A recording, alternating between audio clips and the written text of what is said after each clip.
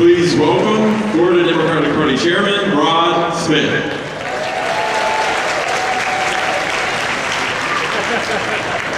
Ladies and gentlemen, being the head of this wonderful party requires me to deal with the most difficult political issues of our time. The bus tonight, and this is important to those of you who have spent a significant amount of the morning on the monorail. The bus tonight will pick up at the Contemporary, go back to the Coronado at 4:30. At 7:30, the bus for the Coronado will bring you back to the Contemporary for our party. And despite what you've heard elsewhere, there's a 10:30 bus back to the Coronado. You're going to get a bus out of here tonight. We're going to have a great party. So I hope that political issue is solved, but if not, see a staffer somewhere. I heard, and I don't know for sure, is Bill Nelson in the room? You know what? I don't make a whole lot of predictions. I'm predicting a few things, and I'm not even predicting about my absolute beloved David. But I am predicting something. We are in the presence of our current, our past, and our future United States Senator from Florida, Bill Nelson.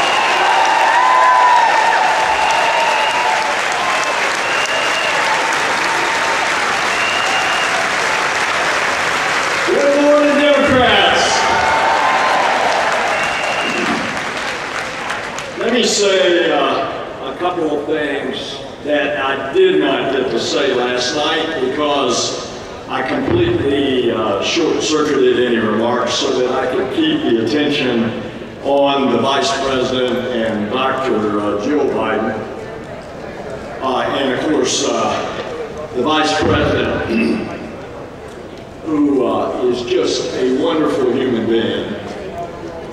I had to short-circuit my comment on him because I wanted to give the due recognition to his wife, and then the clock was ticking, and they needed to get on Air Force Two to go back to Washington.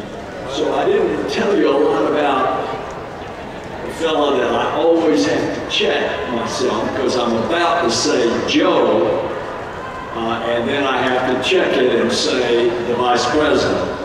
Joe Biden was in the Senate, one of my best friends.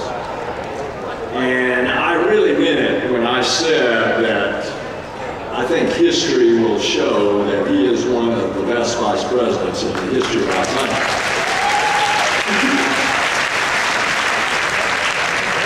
And last night we were rushing so much because I wanted to get him on, and of course he gave one of the best speeches, and I think what he said was the theme of this election. I love that when he said, "Don't compare me to the Almighty, compare me to the alternative."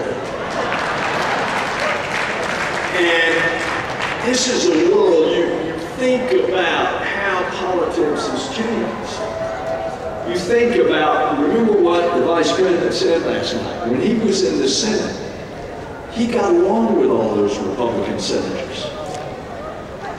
Today, you can't do a deal if somebody won't deal. And individually, every one of those senators is a wonderful person. But their leadership is telling them just what Mitch McConnell has said, that his sole goal is to try to defeat Obama. And as a result, here we have a jobs bill. We could not get any Republican vote in order to break the filibuster, just on a motion to proceed, just to get the bill. Couldn't get the 60 votes. And so then Senator Reid, the majority leader, strips out part of it. What the national polls all show is overwhelmingly supported. Help for teachers and firefighters and law enforcement. We got 2 Republican senators voting for it, along with the Democrats, but that that didn't get us to 60. And so you see the kind of gridlock, the excessive partisanship, the excessive ideological rigidity. And is it any wonder that we're in gridlock? Joe Biden said last night, this is not your father's Republican Party. This is a strange kind of extremist. When good Republican senators like Bob Bennett of Utah can get beat in their own Republican convention, and when one of the best senators, Dick Lugar, a Rhodes Scholar, former chairman of the Foreign Relations Committee from Indiana, he's about to get beat in the Republican primary in Indiana by someone who has this approach to government that it's his way or no way. Now, you can't govern a democracy like ours by people, as the good book says, come, let us reason together. You cannot govern the United States, and that's what we are seeing in front of our eyes. And that's what the Vice President was trying to convey. That it is almost as different as night and day for those 36 years that he served in the Senate, where people of goodwill could fight. And then when it's time to govern, they come together and build consensus in order to do it. I remember when I went to Congress as a young congressman years ago, the two leaders were a model of bipartisan leadership. Tip O'Neill, the Speaker, and Bob Michel, the Republican leader, they would fight like the Dickens, but when it was time to come together for the good of the nation, they had a personal friendship and a personal relationship that they could then come together. You look even at two old Irishmen back in that era of the 80s, President Reagan and Speaker Tip O'Neill. They'd fight like the Dickens, but when it was time to sit down and do the deal, and the saving of Social Security in 1983 is a good example of government working, where they said 6 months from now, Social Security is going to run out. This is 1983. They said it's running out of money in 6 months. We are going to take that issue off the table at the next election as an issue. We're appointing a blue ribbon panel, and they're going to come back, and their work product we're going to pass in a bipartisan way. And that's exactly what happened. And Social Security in 1983 was made actuarially sound, well in now to this century. That's the kind of leadership that Joe Biden experienced in the United States Senate, and of which he commented to you over and over last night. This is not your father's Republican Party.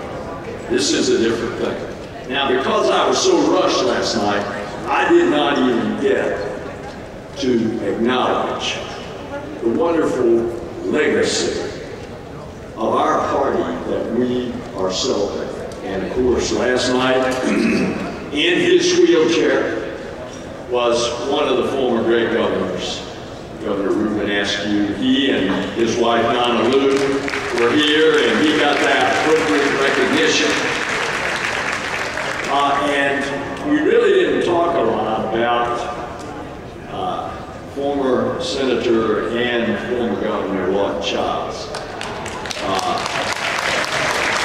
You know, Reuben Askew and Lawton Chiles were elected at the very same time.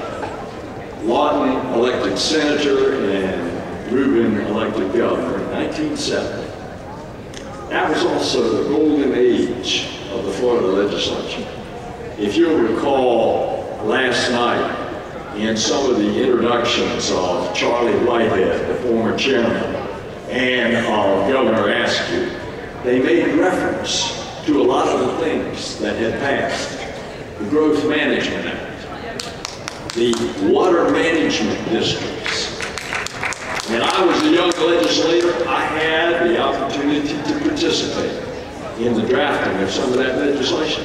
Some of that legislation came in the golden age of the legislature before I was there. That's when Republicans and Democrats in the legislature worked together.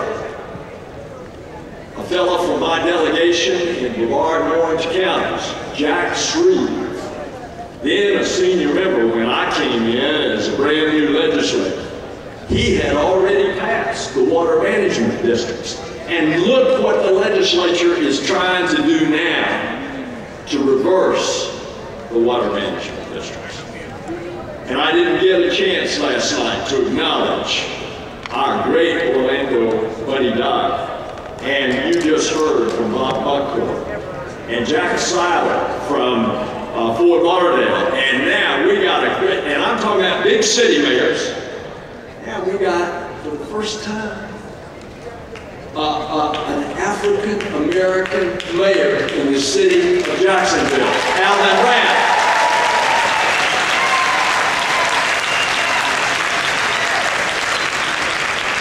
Of course, y'all heard from Congresswoman Debbie last night. I didn't get a chance to acknowledge Congresswoman Frederica Wilson and Congresswoman Kathy Castor and Congressman Ted Deutsch, all of whom I had the privilege of working with, and of whom have this thing that is missing so much.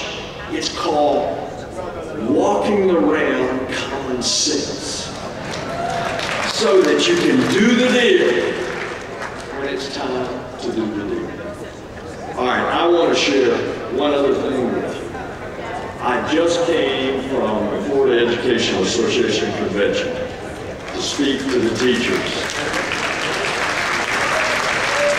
And the main thing that I wanted to point out to them was last week, I had the privilege of meeting with a high school teacher and her children, Jill Cicerelli, a civics teacher at New Smyrna Beach High School.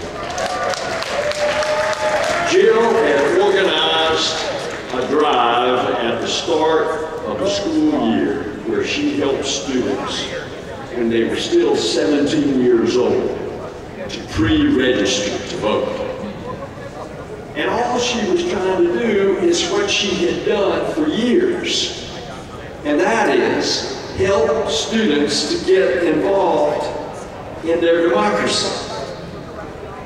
And guess what? She ran afoul of Florida's new election law that is a law to suppress voting. Jill Cicerelli hadn't registered with the state before registering her students, and she didn't submit the registered names within 48 hours. Now, no matter that for 4 decades, the law has been that you could turn the names in of new registrants for 15 days later. But guess what? Now, you are subject to up to $1,000 fine if you don't turn, first of all, if you don't register to register her students, and secondly, if you don't turn it in 48 hours. Now, that on its face is ridiculous. But you know what's behind it? Look at the women, the League of Women Voters. For 72 years, they have been registering voters as a nonpartisan organization because that's the right thing to do. Now, they're not going to do it because they're not going to subject their members to a $1,000 fine, possibly. And therefore, what does it do? It makes it harder to register to vote. I wish that were the only part of the law that is a law to suppress voting. What about the part of the law that says especially after we had the experience in the presidential election of 2000. That was a debacle of